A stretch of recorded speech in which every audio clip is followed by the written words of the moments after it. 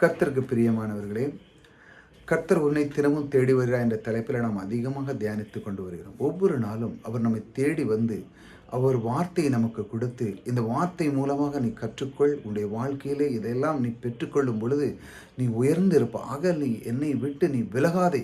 நான் உனக்கு ஒவ்வொரு நாளும் தேடி தேடி தேடி வந்து உனக்கு என்ன தேவை, என்ன வேணும், எல்லா விதத்திலையுமே அவர் உங்கள் மனதை பில்ட் பண்ணுறார். மனுஷனுடைய வாழ்க்கையில் மனதை பில்ட் பண்ணணும். இதைத்தான் நான் ஒரு புதிய தொடர் அடுத்த மாதத்தில் நான் போடணும்னு இருக்கிறேன் பாருங்கள்.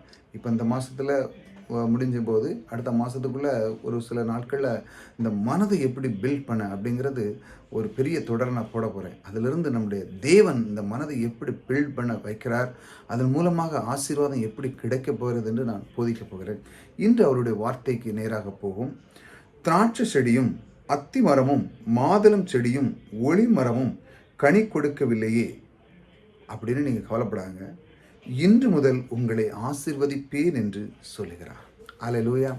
தேவன் ஒரு வார்த்தை உங்களுக்கு கொடுக்கிறார். நான் இன்று முதல் உன்னை ஆசீர்வதிப்பேன்.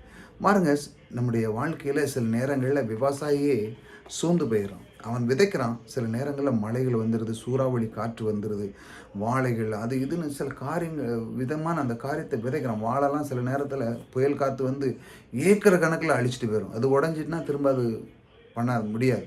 அதே மாதிரி நெல்கள், பயிர்கள், கடலைகள் இப்படிலாம் நிறைய போடும்போது திடீர்னு ஒரு புயல் காற்று வந்து நிறைய வெள்ளம் வந்துடுது. வெள்ளம் வந்தால் என்ன செய்ய, அதிலேருந்து அதை எடுக்க முடியாது, அது காயாது, வாங்காது, அப்படி நிறைய விஷயத்தில் சோர்ந்து போயிருந்தாங்க விவசாயி.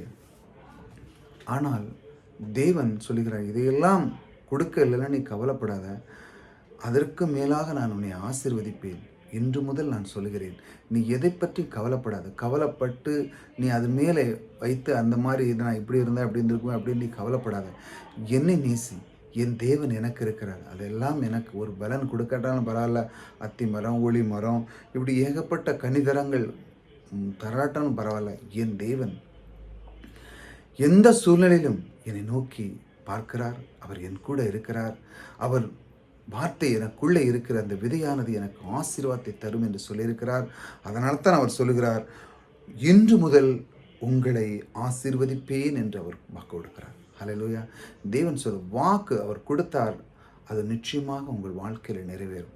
நீங்கள் சில நேரத்தில் சோர்ந்து போயிருக்கலாம். ஐயோ, எனக்கு அந்த மாதிரி ஒரு வேலை கிடைக்கலையே, இந்த மாதிரி எனக்கு வேலை கிடைக்கலையே, நான் அதில் இருந்தால் நல்லா இருந்திருப்பேனே, நான் இதில் இருந்தால் நல்லா இருந்திருப்பேனே என்று சொல்லி அங்கேயும் இங்கே நீங்கள் புலம்பலாம்.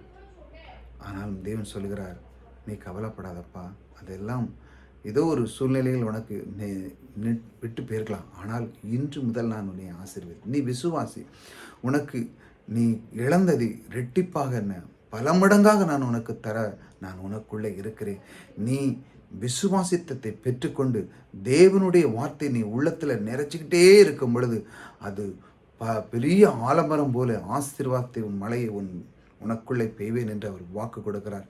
இந்த தேவன் உங்களோடு கூட இருக்கிறார். கர்த்தர் உங்களை ஆசீர்வதிக்கிறார்.